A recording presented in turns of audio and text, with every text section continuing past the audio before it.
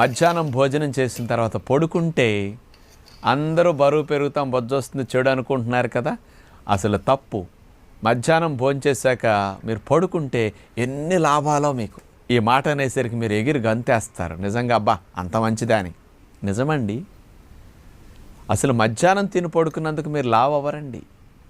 ఎందుకు అవ్వరంటే నేను ఒక లాజిక్ చెప్తాను ఇక్కడ.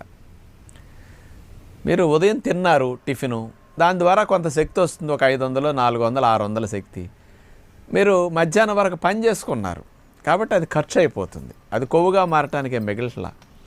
మధ్యాహ్నం భోజనం చేస్తున్నారు, భోజనం చేశాక ఒక గంట పడుకున్నా, గంటన్నర పడుకున్నా, లేచాక మళ్ళీ సాయంకాలం వరకు పని చేస్తామండి. అందుకని భోజనం ద్వారా వచ్చిన శక్తి పని రూపంలో ఎక్కువ ఖర్చు అవుతుంది. పడుకుంటే గంట ఖర్చు అయ్యేది గంటకు 60 క్యాలరీలు. పని చేసుకుంటూ ఉంటే ఇంట్లోని ఆఫీసులు అటు ఇటు తిరుగుతూ గంటకు 100